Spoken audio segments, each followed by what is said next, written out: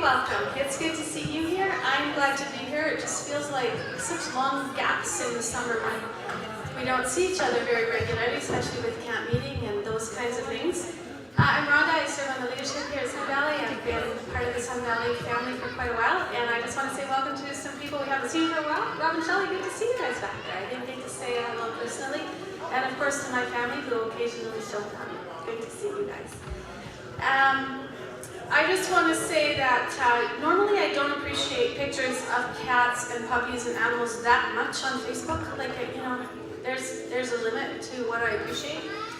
Until people started posting how many weeks it is till Christmas and how excited they are about pumpkin spice lattes. Okay, enough already. And I just want to tell you that you're forgetting something very important, which is back to school. Some of you might be blocking that out. Kai, you're excited? No. Seth is out now. If you're a student, you're probably groaning. If you're a parent, you're probably fantasizing about your first day with your kids back in school. If you're a teacher, you might be starting to look more seriously at all the things you've been pinning for the last few months, or you might also be groaning, I don't know. That either which way, we're here today, and all the things that are coming or have been happening during the summer, we just want to take this relatively short time during the worship service to praise and to worship together, and I just want to invite God's presence here this morning. Dear Father, thank you for this day. Thank you for friends and family who have returned. Be with those who are away. Thank you that no matter where we are part of your family, and we can set aside this time that you have put aside to meet with us. Help us to feel your presence here, to know that you have promised to be here, and that your Spirit is here with us. In your name, amen.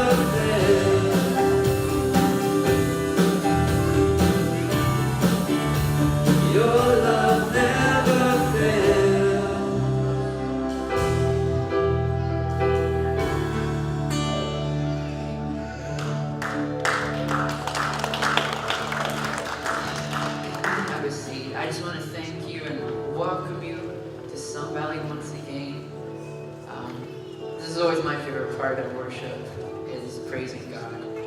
And before we do the next song, I just want to share a few words with you, starting with Proverbs 16, verse 9, where it says, "A person may plan his path, but the Lord directs his steps."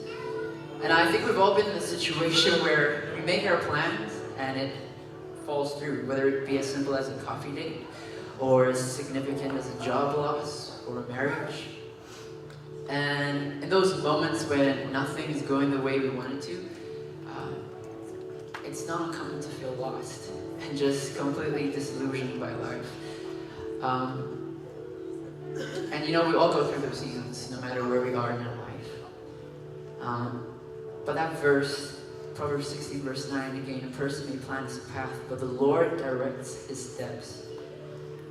That verse of the song we're about to sing just reminds us that no matter how bad our plans are going, God is always there ordering our steps.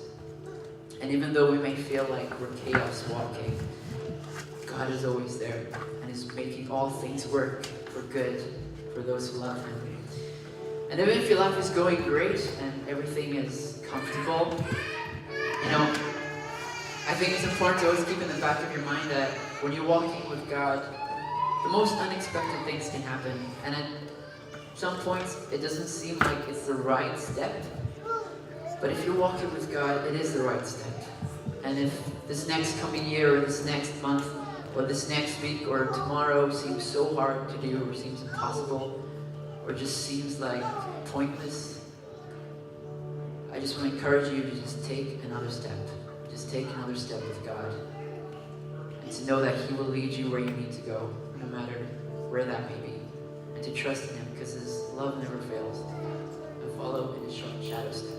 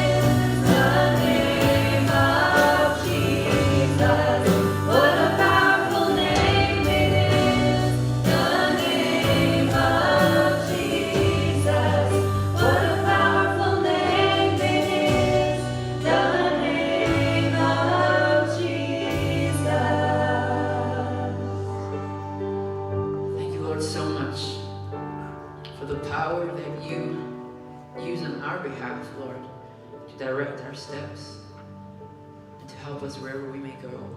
Lord, I just thank you. And I just ask that you stay with us and that we rely on you all our lives. In Jesus' name I pray, amen.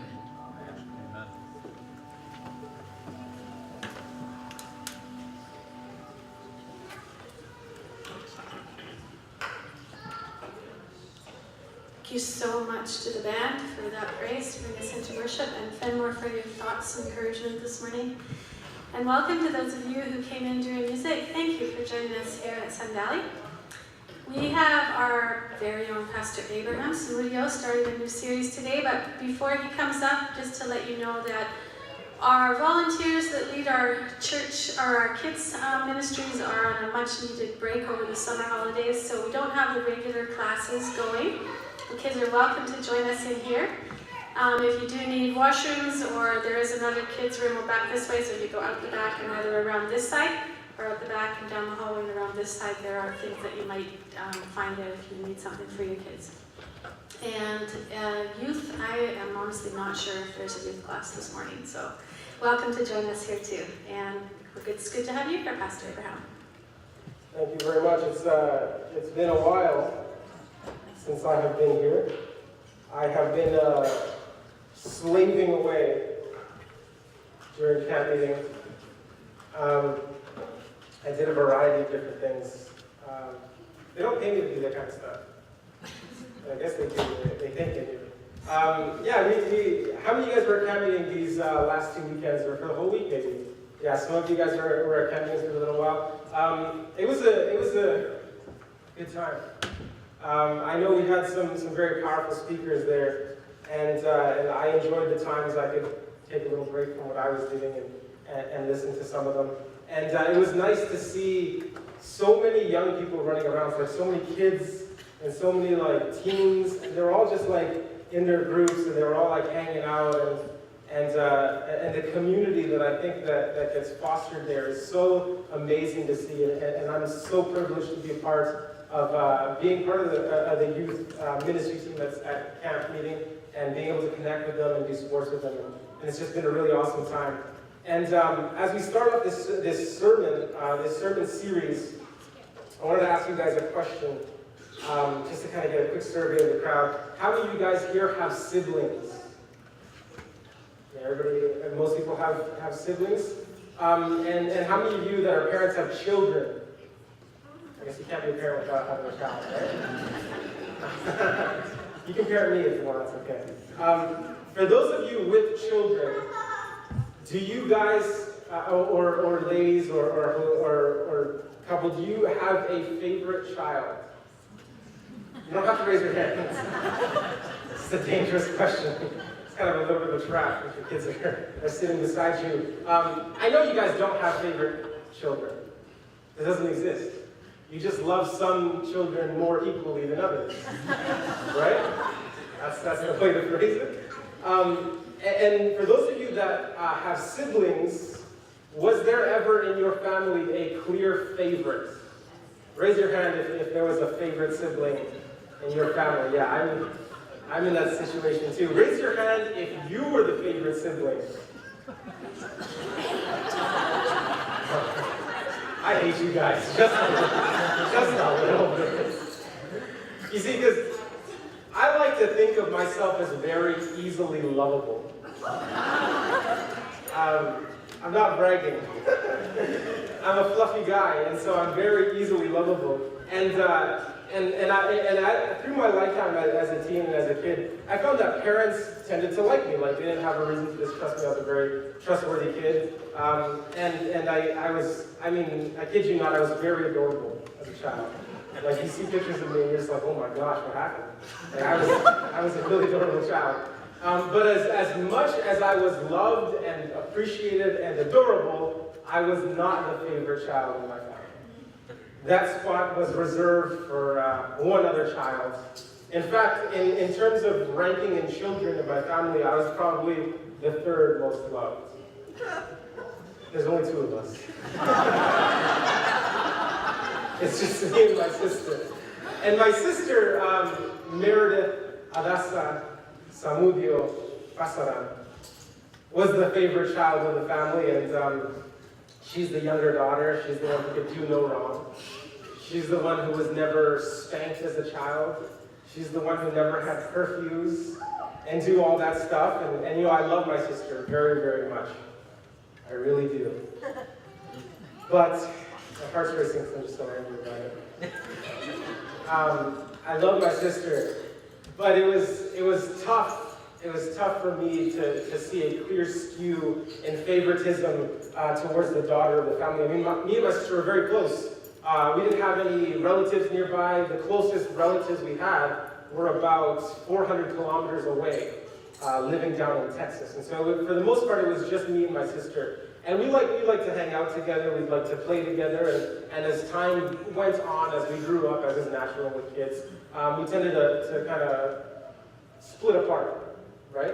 I mean, when you're younger and you're having fun, it's all great, but once you start to age a little bit, your priorities change, your friendship groups change, and I began to hate having my little sister around with me. But now that we're older, now that we're kind of, now that she's in Missouri and I'm in DC, our relationship is great. And no, I'm kidding. I really do love her. But it was tough. It was tough to see the skew towards favoritism. And I think growing up like this, being the least favorite, the third favorite child, as I like to call myself, growing up that way has led me to relate to quite a few Bible characters in the Bible. Guys like the brother of the prodigal son. You know, I relate to the prodigal son too, but the brother of the prodigal son, I relate to heavily. Because, you know, he's the guy that's like, man, like, I've been here the whole time, and you guys love this child. Or Esau. You guys know the story of Esau and Jacob. Jacob was the favorite child because he was the younger one, even though he was born like seconds apart. Esau. Or the brothers of Joseph. I relate to the brothers of Joseph as well. And today we're continuing a series that we've had before here at Sun Valley. And it's a series that I like to kind of pop up as the years go by or as the months go by. It's called Heroes of the Faith. And in our Heroes of the Faith series, we're kind of exploring some of the heroes that we find in Hebrews chapter 11. And so last fall, we kicked off our series for the very first time with the story of Abraham and his response in faith to follow God wherever he would lead him. And so this month, through the month of August and the first week of September, we're going to be exploring the story of Joseph, beginning in Genesis chapter 37. And today's sermon is entitled, Pitted Pride. And so we want to catch up on the story of Jacob, just so that you know the context that Joseph is running into. Jacob had a brother named Esau, and they used to clash. And after some deceptions and after some bad trades, Jacob runs away and he leaves home. And after wandering in the desert and encountering God, being tricked into marrying Leah, and then working another 7 years, or a total of 14 years, in order to marry Rachel, he wrestles with God, is blessed by God, reconciles with his brother Esau, and then he comes back to his father's home. His father is Isaac, is the son of Abraham. He comes back to his father's home and he settles there. He settles down in Canaan with his family. And his family is this whole other messed up situation if you read the story, because you see Jacob is married to two different women. He's married to Leah and to Rachel. And if it wasn't bad enough that he was married to two different women, they're both sisters. This is the original Mormons. And so he had sister wives, Leah and Rachel. And he loves Rachel. And he makes a deal with Rachel's father, Laban, to work for her for 7 years. And he tries to earn Rachel's hand in marriage, and on the night of the wedding, Laban tricks Jacob and gives him Leah instead. And I don't know how Jacob was tricked, but the fact remains he was tricked, and so he has to work another 7 years, for a total of 14 years, in order to finally marry the woman that he's in love with. And he loves Rachel, because that's the woman that he fell in love with, like at first sight. It was love at first sight. And he loves her, and so he loves her more than Leah. And it becomes even more of a problem, this separation between the two sisters, when Rachel is unable to have children. And so Leah bears Jacob some kids, and then Rachel makes the same mistake that Sarah made with Abraham, and Rachel gives her husband, her chief servant, her maidservant, to have children like a surrogate situation. And so the servant Bilhah, Rachel's maidservant, has kids. And so Leah tries to even the playing field and kind of raise up her family too. And so she gives Abraham her maidservant, Zilpah, and then she has kids. And this further adds to the tensions between the two of them, because now Jacob has 12 sons and 1 daughter through 4 different women. And it's this whole messed up situation. And finally, Rachel bears a child. She bears Joseph. And Jacob loves Joseph more than any of his other sons. Because this is the son that was born to him when Jacob was about 91 years old. Kind of around the same age that Sarah was when she gave birth to Isaac, to Isaac. And so Jacob loves Joseph because this is his son in his old age, and it's also the son through the woman that he originally loved, because he loves Rachel more than any of the other women that he has. And so he loves Jacob so much more. And this is Joseph so much more. This is the context in which we find the story of Genesis 31. And we start in verse 1. It says, Jacob lived in the land where his father had stayed, the land of Canaan. It says, this is the story of Jacob. The story continues with Joseph, 17 years old at the time, helping out his brothers and herding the flocks. But these were his half-brothers, the sons of his father's wives, Bilhah and Zilpah, the 2 maidservants. And Joseph brought his father a bad report about his brothers. And it says in verse 3, Israel, or Jacob, Israel loved Joseph more than any of his other sons because he was the child of his old age. Like I said, he had him when he was 91. And he made him an elaborately embroidered coat. And when his brothers realized that their father loved him more than them, they grew to hate Joseph. And the Bible says they wouldn't even speak to him. This is how much Jacob, or Israel, loved Joseph. He loved him so much, and there was such a clear skew of favoritism that the brothers hated Joseph. In fact, they didn't even want to speak to him. And then it says in verse 5, it says, Joseph had a dream, and when he told it to his brothers, they hated him even more. He said, listen to this dream I had. Verse 7, we were all out in the field gathering bundles of wheat, and all of a sudden, my bundle stood up straight. It stood up straight all on its own, and all of your bundles circled around it, and they bowed down to mine. And his brothers said, and his brothers hate him, they don't even want to talk to him. And now here Joseph is coming in with this dream that kind of upsets the balance of their culture, and his brothers say, so you're going to rule over us? Is that what you're saying? You're going to boss us around? And then it says they hated him more than ever because of the dreams he had and the way he talked. You see, Joseph didn't get along with his siblings, and it really wasn't entirely Joseph's fault. It was partially due to the fact that Jacob had this messed up relationship with his wives, and so he loved Rachel more and loved then Joseph, the son of Rachel, even more than any of his other children. And so Joseph's brothers start to hate Joseph because of this clear expression of favoritism from their father. And it also didn't help that wherever Joseph went, he would always tattletale on his brothers.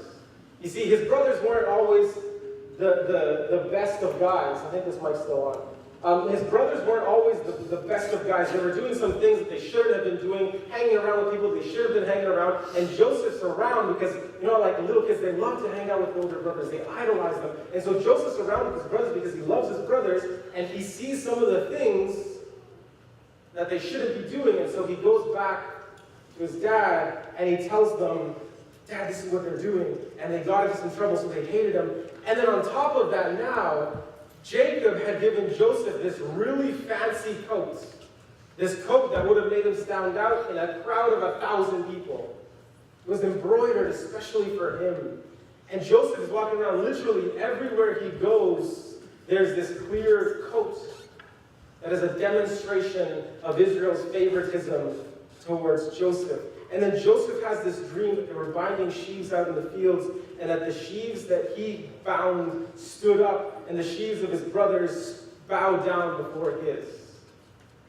And our first takeaway from this story is not everyone appreciates the vision. Not everyone appreciates the vision. You see, dreams weren't something that were taken lightly in ancient culture. Almost every time there is a dream recorded in the Bible, it's tied to some significant revelation of prophecy of something to come ahead. And Jacob, Joseph's father, had dreams, and had a dream where God revealed himself with this ladder, if you guys remember the story, this ladder that extended from heaven to earth, and angels ascending and angels descending. And it was so impactful for Jacob that he built an altar at that spot where he had the dream, and he called it Bethel, which means the house of God. That's how impactful this dream was to him. And Joseph's family didn't take dreams lightly. They knew the dreams their father had and the significance for them. And so they understood the significance of this dream, and they saw it as a revelation of prophecy, and they hated Joseph for it. You see, this dream made it seem like Joseph wasn't just Jacob's favorite son. This dream now made it seem like Joseph was God's favorite son. Because now God is giving this revelation, this vision to Joseph, telling him, Joseph, you're going to rule over all of your brothers. Not only does your father favor you over everybody else, but also I favor you over everybody else. That's kind of how his brothers saw the dream. And his brothers were probably thinking, how could this young punk, 17 years old, born of a woman who could barely have kids, rule over all of us? You see, the eldest son was the ruler of the household. He was the one who would have everybody bowing before him. This wasn't a job for Joseph. Joseph wasn't supposed to do that. And now yet here comes the favorite child claiming that God has given him a vision and a dream that they would all bow to the youngest son. Wouldn't that make you angry?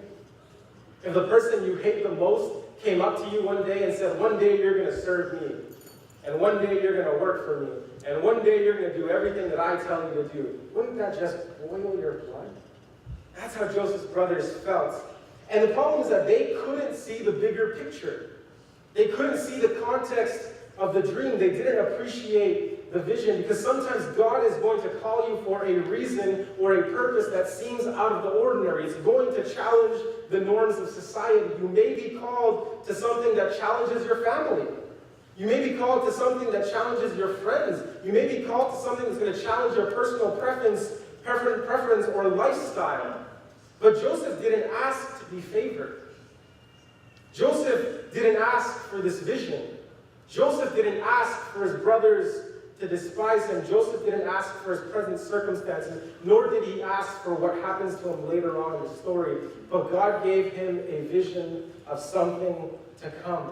And this vision was in a much larger context, one they couldn't even begin to see. And I think as much as some of us might love it to be true, the world doesn't revolve around us. We're not the center of the universe. There are 7 billion other stories around us playing out at the very same time as our stories. Because you see, when God gives you a vision or a call or a challenge, it's always in a context greater than you can presently understand. You see, God leads us in paths that are going to intersect with other people's stories. These are stories and moments that are bound to intersect, and God calls you to be at the cross-section of those stories to provide hope and grace and mercy, like he was calling Joseph. And Joseph's dream would manifest itself true for at least another 22 years. This wouldn't come true for 22 years. They were stories that were unfolding and stories that would intersect in the future. Joseph's vision was a calling that would enable him to save the lives of his entire family. You see, sometimes the meaning of the vision you have, the meaning of the calling God places for your life is unclear. Sometimes the vision you have isn't for today, but for 20 years from now. But God is leading you in ways that sometimes only make sense in retrospect. You guys listening? I still have your attention? There's a little glaze on it. I'm going to say it again. God is leading you in ways that sometimes only make sense in retrospect. Amen. You're not going to understand the vision God has for your life. You're not going to understand the calling God has for your life. You're not going to understand sometimes where God is leading you to, but it's all going to make sense when you look back. See, not everyone is going to appreciate the vision.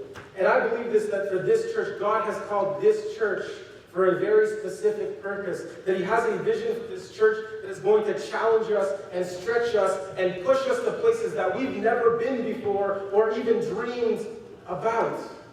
And it may be frustrating now, and the vision might not make sense now for our church, but we are going to come to a place where we are in the prime opportunity to minister to the stories unfolding around us. You see, this church, I'll be careful how I say these things.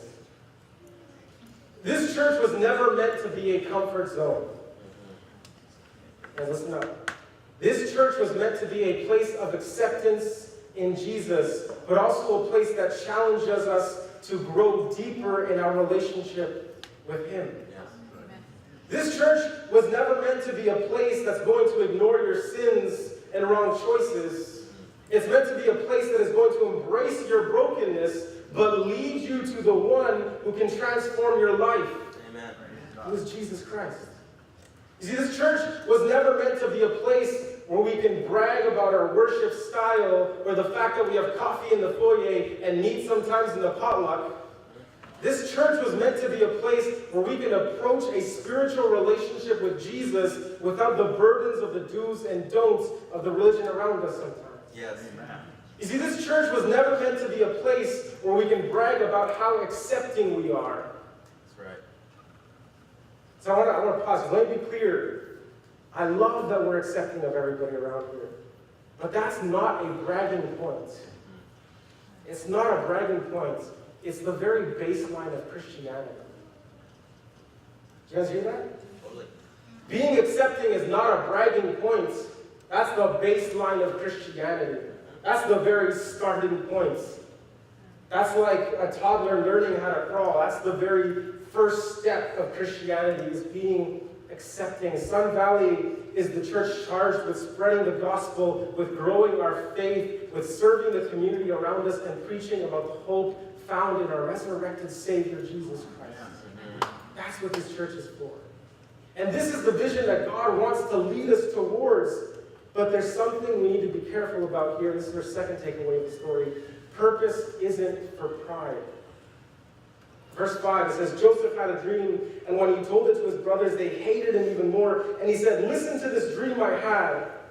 We were all out in the field gathering bundles of wheat, and all of a sudden my bundle stood straight up, and your bundle circled around it, and it bowed down to mine. And his brother said, so you're going to rule over us, you're going to boss us around? And it says, and they hated him more than ever because of his dreams and the way that he talked, and the way that he carried himself, and the way that he thought about himself, and the way he felt he was superior to others because God had given a very particular vision that he hadn't given his brothers.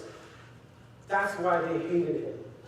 And it says, and he had another dream in verse 9, and he told this one also to his brothers, in the same tone, in the same condescending manner, in the same way that elevated his spirit and brought everybody else around him down. And it says, I dreamed another dream.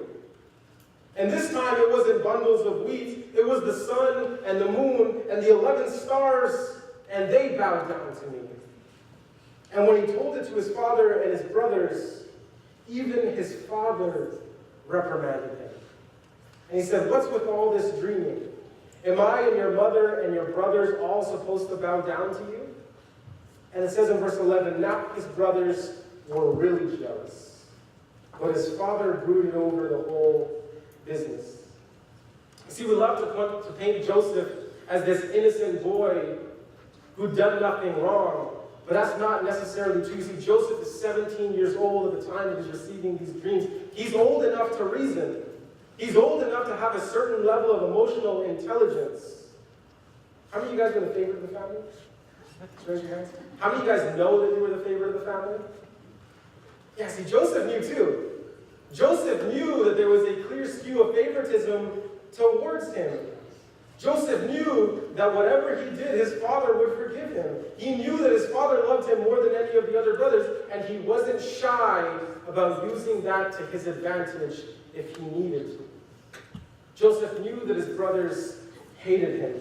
They knew how they reacted to the very first dream and how they felt about Joseph claiming importance and power over all of them. And yet, the second he has another dream that reinforces the first, and even adds his parents to it, he runs straight for his brothers, who clearly don't appreciate the vision. And he tells them his dream. And in this dream now, it's not only his brothers who bow before him, but it's his parents. It was one thing to claim superiority over his brothers, but it's an entirely other thing to claim superiority over his parents. And God is clearly delivering a message that states that Joseph would be ruler over his entire household. And it's possible that Joseph may have let this go to his head a little bit. And he may have been a little proud. And he may have thrown caution to the wind and retold his second vision to the people who hated him for hearing the first vision. See, no matter where our purposes take us, this is our second takeaway, purpose isn't for pride. You see, God calls us into greater things, but greater callings don't always make greater people. Can I say that again? Yep. God calls us into greater things, but greater callings don't always make greater people. You see, when God calls you into positions of power, it's not because you are better than anyone, and it's not to make you better than anyone. Remember, we talked about this, if you were here through our series of Judges, we talked about this, the story of Jephthah in Judges chapter 11, that God places us in positions of power and authority to help those around us. That's the reason God elevates us. If God elevates us, it's to elevate others. If God blesses us, it's to bless others. You see, God always provides purpose in our lives to be of service to the people around us. See, everyone is called to a different purpose in the body of Christ, and your calling is going to be as creative as the God who made all that we see and experience. Your calling is going to fit your personality and to challenge you to grow personally in your relationship with God, but our purpose and our calling is never meant to be lorded over people as a symbol of anything other than God's willingness to use broken and messed up people. Joseph's pride and arrogance, combined with Jacob's favoritism, led his brothers to hate Joseph so much that they were willing to kill him. Verse 12, continue reading, it says, his brothers had gone off to Shechem, where they were pasturing their father's flocks. And Israel said to Joseph, your brothers are with flocks in Shechem. Come, I want to send you to them. And Joseph said, okay, I'm ready. And his father said, go and see how your brothers and the flocks are doing, and bring me back a report. And he sent him off from the valley of Hebron to Shechem. And we skip down to verse 17. And it says, so Joseph took off, tracked his brothers down, and found them in Dothan. And they spotted him off in the distance. And by the time he got to them, they had cooked up a plot to kill him. His brothers were saying, here comes the dreamer. Let's kill him and throw him into one of those old cisterns. We can say that a vicious animal ate him up. We'll see what his dreams amount to. We'll see what his dreams amount to. And Reuben heard the brothers talking and intervened to save him and said, we're not going to kill him. No, we're not going to murder. He said, go ahead and throw him in the cistern out here in the wild, but don't hurt Joseph. And it says, Reuben planned to go back later and get him out and take Joseph back to his father. And verse 23 says, when Joseph reached his brothers, they ripped off the fancy coat he was wearing, they grabbed him, and they violently threw him down into the cistern. And this cistern or this well was dry because there wasn't any water in it.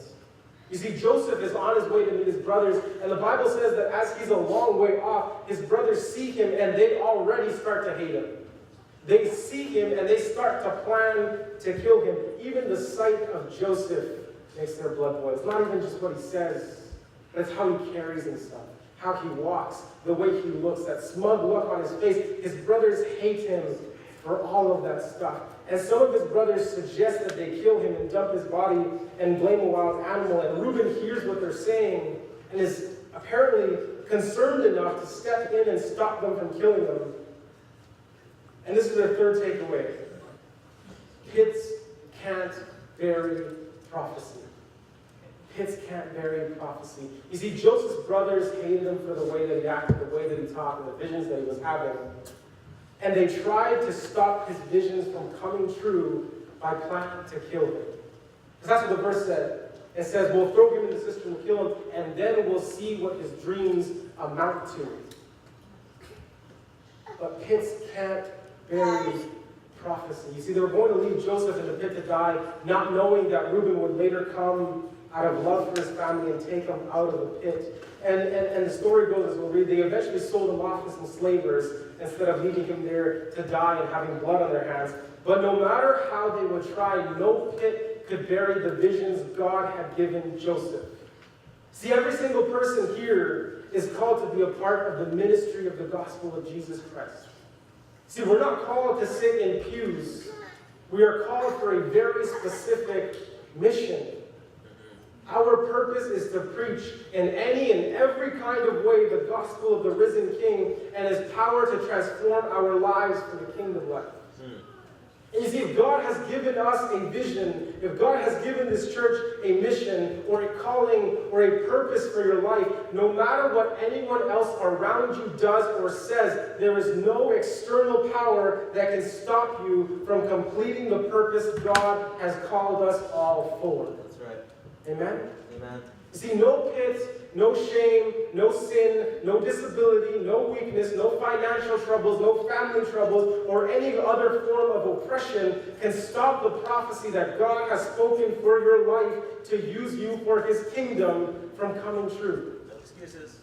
You see, every curse that the world tries to throw on you is a part of the journey towards the greatness that God is calling you to.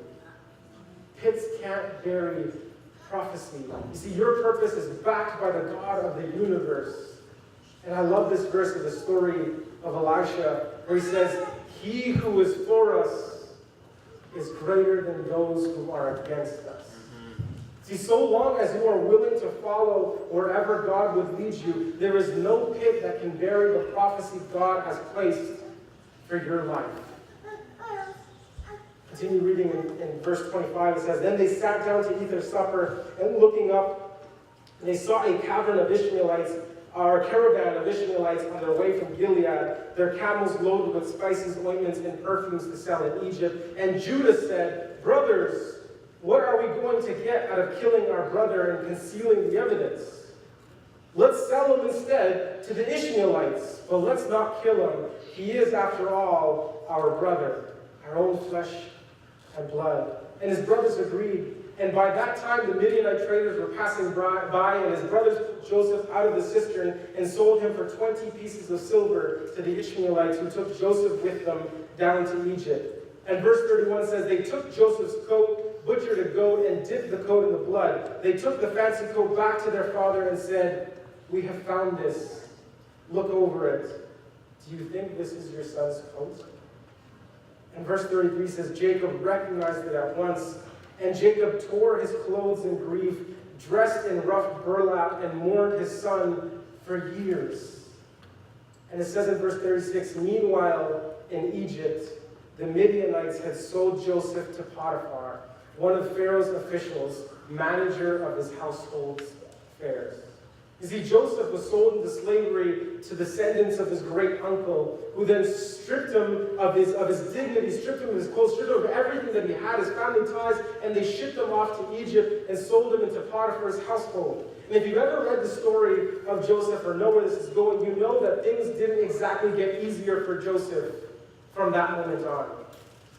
You know that he was enslaved, he was imprisoned, but you also know the end of the story if you've read through the story of Joseph, that setbacks aren't the end of his story. You see, Joseph was sold into slavery at the age of 17, and he wouldn't rise to be the governing official in Egypt for another 13 years. He spent 13 years as a slave. The majority of those years he spent in prison by himself. He was sold to the Midianites by his own flesh and blood. He's sold into a foreign nation to the people of Potiphar's household in Egypt. He's a faithful servant, but is jailed after some false accusations. And I think if I were Joseph, it would be really easy to give up at that point and think over my life and think that my life is over. But we know from reading the story that setbacks don't necessarily mean defeat. This is our final point of the story as the band comes up. Your journey is just beginning. It's so easy to throw in the towel when things don't go our way. It's so easy. It's so easy to give up when we feel the world is against us. But when God gives us a vision, when He gives us a calling for your life, there is a part of us that expects that the journey is going to be easy. But that's not ever the case. You see, there will be obstacles and setbacks and trials. But I love that, if you know Stephen Furtick from Elevation Church, I love what he said. He said, God is not our refuge from times of trials or from times of trouble, but rather in times of trouble. See, we expect the road to be easy, but that's not how it's going to play out. God isn't our refuge from times of trouble, but rather through those times of trouble. See, opposition in your calling doesn't mean God has abandoned you. It's not a sign to give up. In fact, it's quite the opposite. When you find opposition and setbacks and difficult times in the journey God has called you on, it's a sign to push even harder. It's a sign to cling on even tighter. It's a sign to pray even louder. You see, this isn't the end of your journey. There is a plan set in place for your life that you can't even begin to imagine. See, in the depths of your sorrow, in the pain of your affliction, in the desperation of your addictions, it's hard to imagine yourself on top. It's hard to imagine yourself overcoming. Well, let me tell you that your journey is just beginning. And God has a plan to bring you out of your pit and set you up in a palace. Just like the story of Joseph. You see, if we're willing to stick with God through the thick and the thin, God is going to honor your sacrifice, honor your perseverance, and elevate you to places you couldn't even begin to imagine. These are our points. Not everyone appreciates the vision. You see, not everyone will fully appreciate the plans that God has laid out for your life. But just because people don't understand or appreciate where God is leading in your life doesn't make His leading any less real. God is calling you, and God is calling this church for a very specific reason, and we need to be willing to follow wherever God would lead us. Purpose isn't for pride. Rejoice in your calling. Rejoice in the fact that God has called you to something, but don't let your calling be a point of pride over people. You see, God may call you to be different than everyone else around you, but in no way does that make you better than them. Everyone is called from the least to the greatest, but all calls originate from the same God. Pits can't bury prophecy.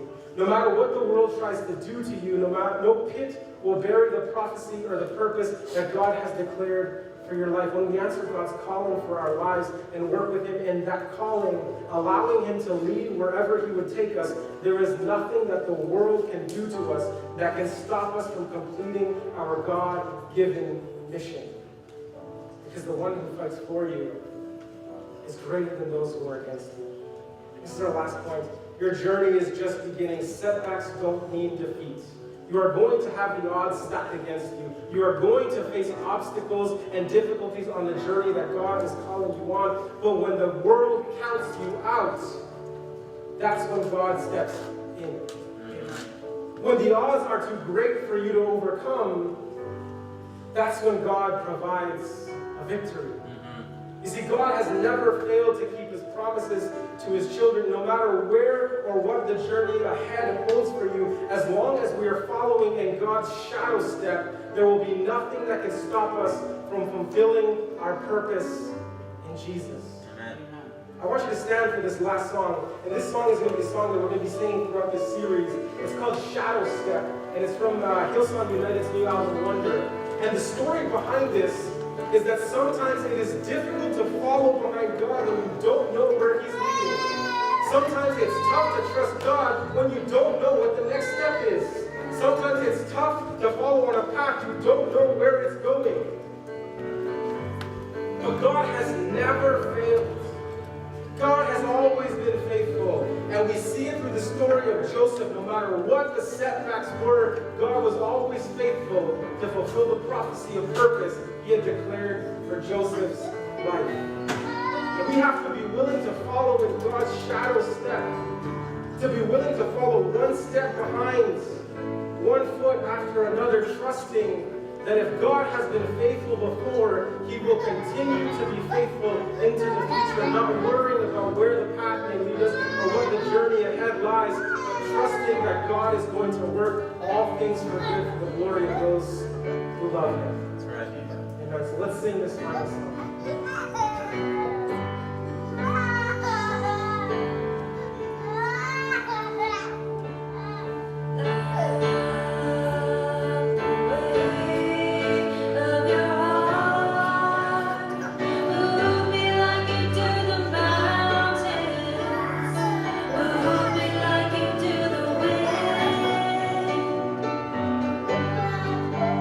I'll trace your voice through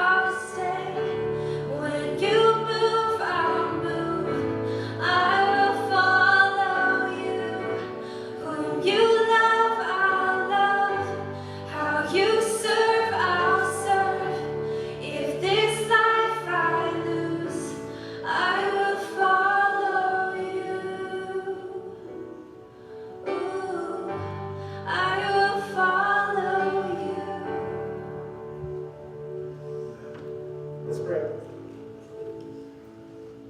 God, we want to thank you so much for being a God who goes before us.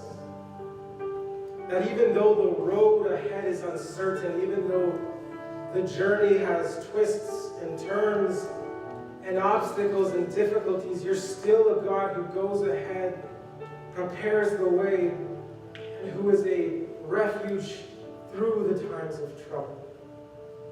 God, I pray that we may all appreciate the vision that you have, not only for this church, but for us as individuals, the calling that you have placed for every person here to be a part of the kingdom that you have, God. To be a part of introducing others to the wonderful Savior that we have found in you. I pray that our calling may not be a point of pride, but a point of humility, that you are willing to use messed up and broken people just like me, just like us. God, I pray that we may be encouraged to know that there is nothing the world can do to stop us from fulfilling the purpose that you have placed in our lives, that no pit can bury the prophecy you have spoken in our lives. God, give us the courage to remember that our journey is just beginning, that no setback means defeat, because you are so much greater, you are so much stronger, you are so much more powerful than those who are against us. I pray that we would be willing to follow wherever you would lead us, no matter where that journey takes us. As challenging, as difficult, as crazy as it may be, give us the strength to follow in your shadow step, trusting that you will make all things good for the glory of those who love you. In your precious name we pray. Amen.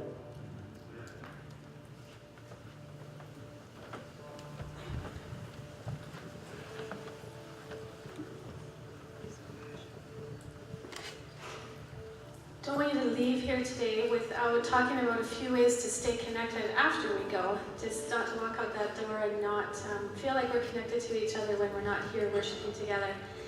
And one of those ways is through giving. One is by partnering. We've appreciated the financial support over the summer. And if you wish to continue that, this is Sarah, time to phone up. We appreciate it, and the way we connect with that is there are needs. I mean, we see them in our community. In the summer in Kelowna, we see it around. We know about evacuees. We know about just so many needs among families and in our community. In our church on a bigger scale, we connect in our province, in our country, and on a global humanitarian level. And then, of course, through education. So there's just so many things, and we appreciate the way that you give here at Sun Valley to allow us to meet the needs that come our way. I'm just going to ask, Father, that you bless what we give. Take whatever it is and help us to see the need, put it in front of us, and help us to be able to meet it with what you do, with what we are able to give. Amen. And while we're doing that, just a couple of other things about connecting. I don't know how summer sun groups have gone. The smoke has put a little bit of a damper over that sun, hey, over the summer. I hope that there have been some things you've gotten together to do with friends, and that there's still a few weeks left, even though I mentioned all those things coming up that spell the end of summer. There's still some summer. And if nothing else, you can, form a group that counts down the days to all things pumpkin spice. And then in September, when school starts, the highlight of our Sun Valley year is always the camp out. It's a bit different this year because we have another big one celebrating a wedding the following weekend, so it's kind of two campsites in a row, involve a lot of the same people, but there still are campsites available at Beaver Lake, where we go every fall. That is September, boy, I don't have the dates, 15 to 17, sorry, thank you. And you can talk to Abraham, you can talk to me. My daughter Brandy's not here today, but she reserves the sites, but we can certainly make sure that we hook you up there, literally. And you can come and enjoy, or come up there for the service that day, because there won't be church here in Sun Valley. And then I'm going to hand it over to Pastor Abraham to talk about one more thing happening and to end our service. Yeah, there's two things we just want to let you know. We want to let you know that we have a young adults program here every single Sabbath. This is our Young Adult Awesome Sabbath School. And so if you want to come on out for breakfast, yeah, it spells yas. If you want to come on out for breakfast and Bible study at 10 a.m., we meet in the fellowship room over here every single Sabbath. And so you are welcome, if you're young adult between the ages of 18 and 35, to join us on the path to learning, growing, and serving. And one final thing we want to let you know about, it's this weekend, Sunday, August 13th. Sunday, August 13th, we are partnering with the Rutland Church at the Hopeful Cafe and Oil Change. And so this is kind of a ministry that's been started in the Kelowna area to support the needs of people in need, from single mothers and older folks as well, and struggling families, to help them take care of their car issues.